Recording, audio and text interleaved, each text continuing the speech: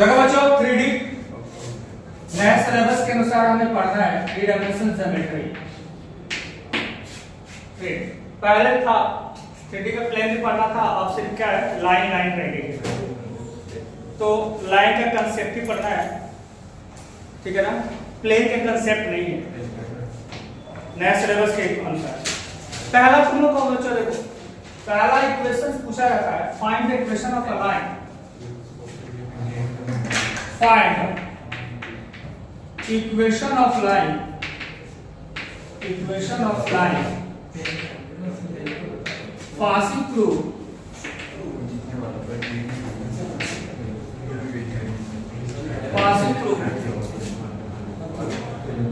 passing through a given point, passing through a point and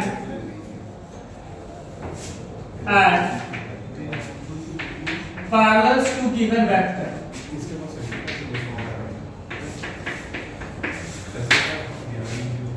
parallels to a given vector। देखो इसको कैसे निकालते हो बेटा, equation of a line passing through क्या लिखा है, पासिंग थ्रू अ पॉइंट, मतलब एक पॉइंट से पास करेगी और parallel to a given vector, मतलब एक वेक्टर के क्या होगी पैरेलल भी। तो हमें कैसे निकालना होगा, तो यहाँ पे सबसे पहले चीज हम बता दें कि आपका ये वाला हो गया, थोड़ा सा इसका डायग्राम गड़बड़ बन गया, सीधा होना चाहिए था, ठीक है ना। अब ये क्या है बच्चों, सबसे पहले x y z, ये x ये y और ये कह रहा है कि एक लाइन की इक्वेशन निकालिए। जैसे मान लीजिए कि एक लाइन दिखा रही है, ये लाइन है, इस लाइन की इक्वेशन आपको निकालनी है। इस लाइन की इक्वेशन क्या करनी है, निकालनी। लाइन कह रहा है कि एक पॉइंट से पास करेगा जिसका पोजीशन वेक्टर हम मान लेते हैं कि a है।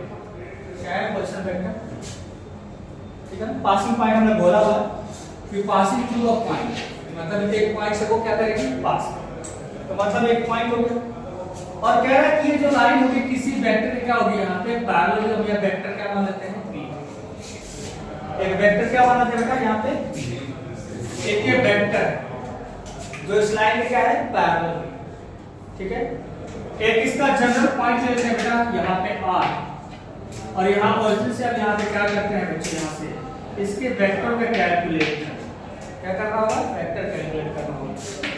तो बताओ भाई, यहाँ पे इसका नाम लेते हैं a और यहाँ नाम लेते हैं p। अगर तुम्हें a b वेक्टर बदलना होगा तो क्या करोगे, दोनों के पोजीशन पॉइंट है हमारे पास, इसका पोजीशन वेक्टर क्या है a है और इसका पोजीशन वेक्टर क्या है p, सॉरी r, और इसको हमें क्या करना है, वेक्टर बदलना है। तो AP वेक्टर अगर बदलोगे तो क्या हो जाएगा, AP वेक्टर AP बदलना होगा तो क्या करोगे, R की पोजीशन में से A की पोजीशन को क्या करना होगा, सब्ट्रैक्ट। तो यानी क्या हो जाएगा, वेक्टर R माइनस कितना हो जाएगा, वेक्टर ऑफ A, ठीक है। अब यहां ध्यान रखना कि ये जो AB है वो किसके पैरेलल है बेटा, B के है। तो हम जानते हैं कि जब कोई भी अगर वेक्टर पैरेलल होता है तो उसको हम क्या करते हैं बच्चों, जब हम AP को वेक्टर को लिखेंगे, पैरेलल वेक्टर है, तो AP इक्वल्स टू कितना लिखेंगे, लैम्डा वेक्टर क्या लिखेंगे, हमने ये समझाया भी था कि अगर पैरेलल कोलिनियर के केस में हम इसको लिखते हैं AP equals to lambda vector. अब हमारे पास क्या है, AP की जो वैल्यू है वो लिख लेते हैं। तो जब AP की वैल्यू है तो vector R minus vector A equals to क्या हो जाएगा, लैम्डा वेक्टर B। इसको ट्रांसफर करो, तो इसको ट्रांसफर करोगे तो कितना हो जाएगा, vector r is equals to कितना हो जाएगा, a plus lambda vector b। अब यहां ध्यान देना बच्चों, यही हमारा क्या होता है, equation of a line in vector form. क्या होता है, वेक्टर फॉर्म में ही हमारा निकाला जाता है। a जो हमारा होता है क्या, पासिंग पॉइंट होता है, यानी position vector of the a passing point, और b जो होता है क्या होता है, इस लाइन के क्या होना चाहिए, पैरेलल वेक्टर, क्या होना चाहिए, इस लाइन के पैरेलल, जिसकी इक्वेशन निकाल रहे हो उसके क्या होना चाहिए, पैरेलल वेक्टर। अब हम इसको क्या होता है, ये वेक्टर फॉर्म होता है, इसको कार्टेशियन फॉर्म में अगर बदलेंगे तो कैसे लिखेंगे, इसको नोट करो।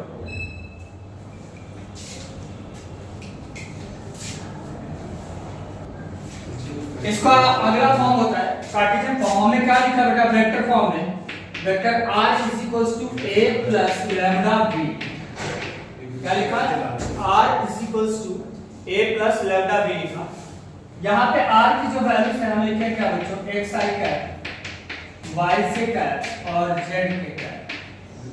जनरल पॉइंट है, हमें x y z के टर्म में लिखा जाएगा। जनरल पॉइंट को क्या करेंगे, x y z के टर्म में लिखेंगे। a हमारा जो हो जाएगा बच्चों x1 i, y1 j और क्या हो जाएगा z1 क्या जाएगा, z1 क्या आ जाएगा a। और वेक्टर b जो है ना, ये तो वेक्टर b हो जाएगा। वो वेक्टर है तो क्या लिखेंगे बच्चों, ai कैप, b से कैप और c के कैप। और इसके टर्म में यहां रखेंगे जब अगर हम यहां रखते हैं तो क्या मिलता है बच्चों, xi कैप, yj कैप और z के cap is equals to a की जगह पे x1i, y1j और z1k plus lambda of the b। b की जगह पे वैल्यूज क्या आ भाई, ये वाला पूरा पार्ट क्या हो जाएगा, ai plus bj plus ck। ये बात तो समझ आ गई।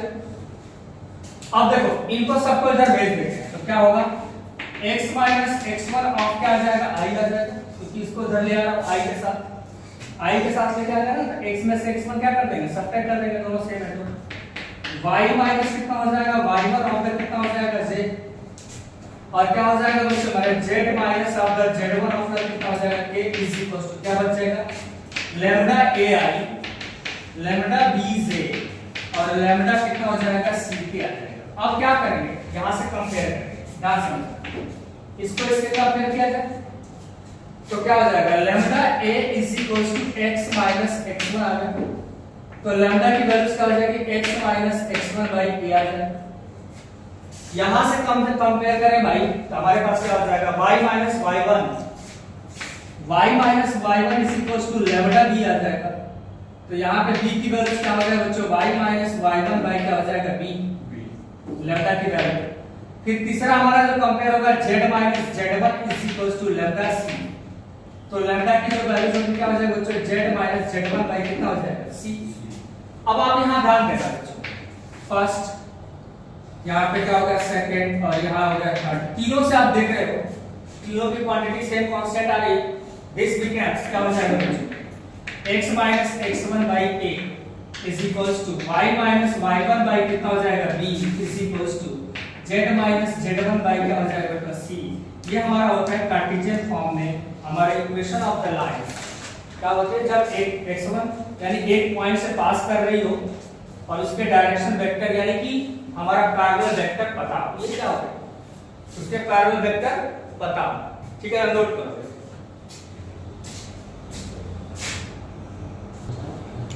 देखो बच्चों एंगल बिटवीन टू लाइंस में क्या है, अरे भाई मान जाओ, देखो अगर दो लाइन एक दूसरे को इंटरसेक्ट करके एंगल बना रही है, इनके बीच में एंगल अगर थीटा है, तो अगर ये लाइन जा रही है तो किसी एक पार्टिकुलर पोजीशन वेक्टर a से पास करेगी और या a1 मान लेते हैं और इसको क्या करते हैं a2 मान, दो से पास करेंगे। तो इससे हमें कोई मतलब ही नहीं, इसके हमें क्या करना पड़ेगा, एक पैरेलल वेक्टर देखना पड़ेगा दैट इज b1 और इसके पैरेलल वेक्टर देखना पड़ेगा दैट इज b2। हमें पैरेलल वेक्टर से मतलब है, हमें इससे मतलब नहीं, क्योंकि इसकी इक्वेशन जब बनेगी बेटा तो vector r is equals to लिखा जाएगा a1 प्लस लैम्डा b1 और यहां पे हो जाएगा r is equals to a2 plus lambda b2। तो हमें इससे कोई पासिंग पॉइंट से कुछ लेना देना नहीं है, हमें क्या करना होगा भाई, जब भी एंगल मिलेगा हमें क्या होगा, वेक्टर के साथ मिलेगा। हमारे पास अगर ये आता है तो वेक्टर के साथ हमें एंगल देखना पड़ेगा, ठीक है, हमें पासिंग पॉइंट से कोई लेना देना नहीं है, हमें वेक्टर से मतलब है, b1 और b2 से मतलब है। तब हमारे पास इनके बीच में जब निकाला जाए तो क्या होता है बच्चों, cos theta is equals to b1 dot b2 upon magnitude of the कितना होता है b1 b2, magnitude of the b1 and the b2। पहले भी पढ़ चुके, कॉस्ट निकाला इसका, तो हमें कोई प्रॉब्लम नहीं है, b1 और b2। अगर बाई द वे b1 को ले लिया जाए a1i b1 से c1 के और b2 को ले लिया जाए, सर b2 तो हमने ऐसे भी लिखेंगे तो गड़बड़ हो जाएगा, नहीं, अगर हमें b1 b2 वेक्टर लेते हैं तो यहाँ पर भी नाम वही दे रहे हैं, हम लोग नाम तो वही कर रहे हैं, तो नाम हमें क्या करना होगा, एक बदल लेते हैं, चलो यहाँ पे A1 A2 A3 है ना, ये B1 को मान लेते हैं और यहाँ पे क्या हो जाएगा B2 को मान लेते हैं। क्या बच्चों यहाँ पे B1 I B2 plus B3 K J।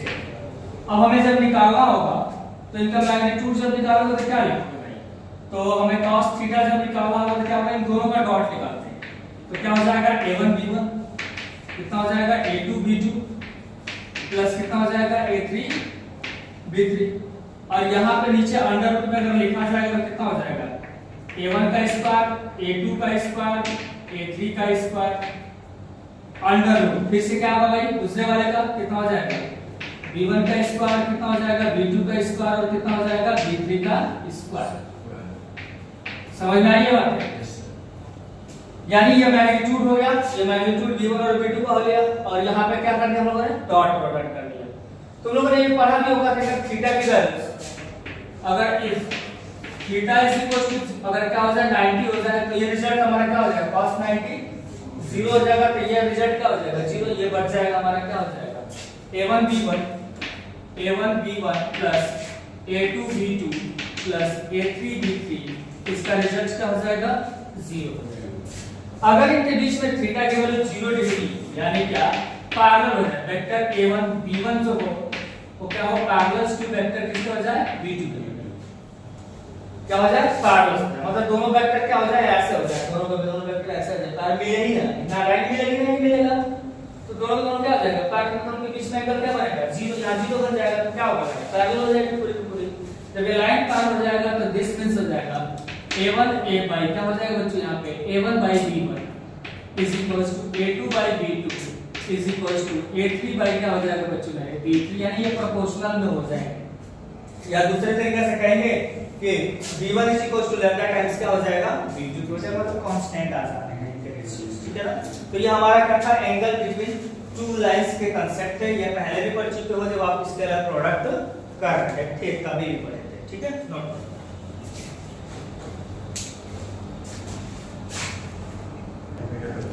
देखो बच्चों shortage distance between two skew lines निकालनी होती है। स्क्यू लाइंस होती क्या चीज है, तो भाई स्क्यू लाइंस होती है जो क्या होता है ना ही इंटरसेक्ट करती हो और ना ही क्या हो पैरेलल, यानी कि वो क्या होना चाहिए बच्चों कि ना ही इंटरसेक्टिंग, मतलब क्या होना चाहिए कि ना इंटरसेक्ट करेंगी और ना ही क्या होगी पैरेलल, यानी कि स्पेस में दो ये नॉन कोप्लेनर होती है, सीधी सी बात है नॉन कोप्लेनर, मतलब एक प्लेन पे होंगी। तो भाई क्या हो जाएगा कि ये एक इधर जाएगी एक इधर जाएगी तो कभी मिलेगी भी नहीं और पैरेलल भी नहीं, बात यहाँ पे होती है दोनों।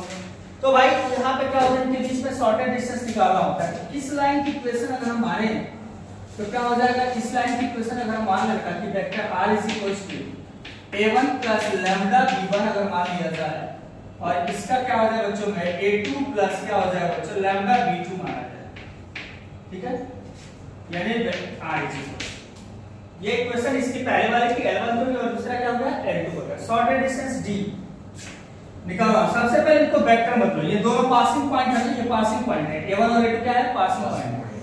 तो जब शॉर्टेज डिस्टेंस निकालते हो बच्चों SD शॉर्ट फॉर्म में SD लिखते हैं बच्चों, तो क्या होता है a2 minus of a1 dot product of the क्या होगा बच्चों b1 cross of the b2 magnitude of the जो होता है बच्चों मेरे b1 क्रॉस b2 होता है।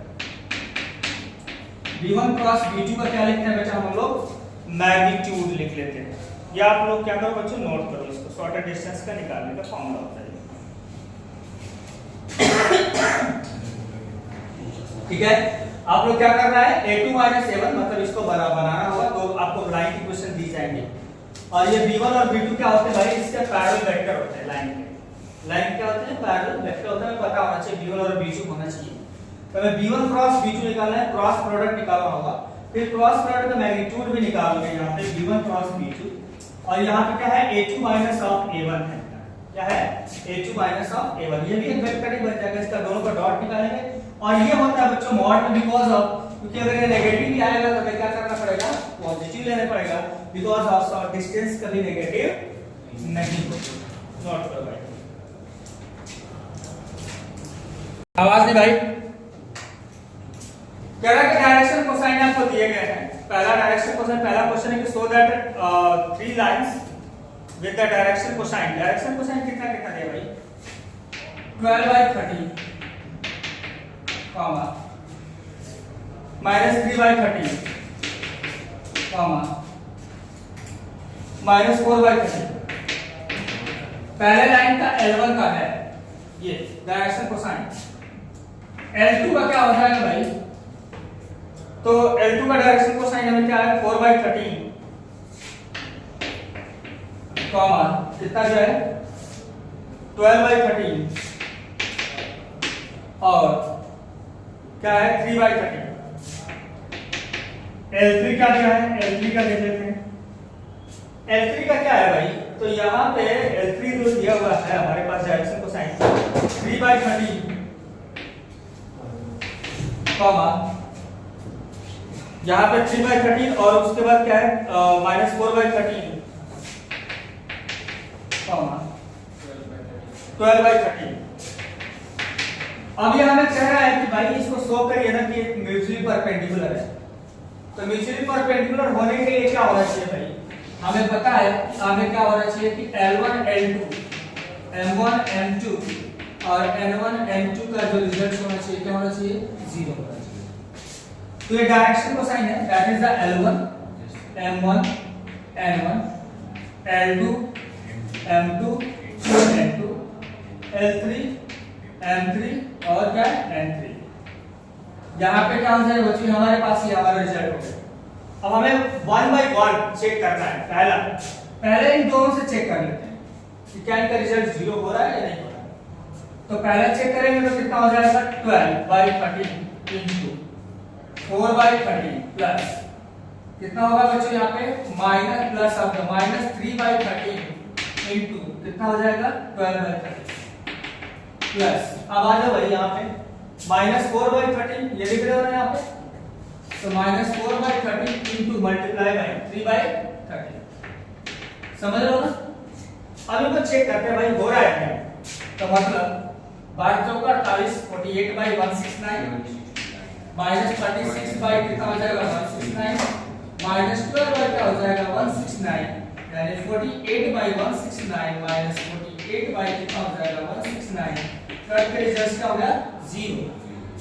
कट के रिजल्ट क्या हो गया? 0।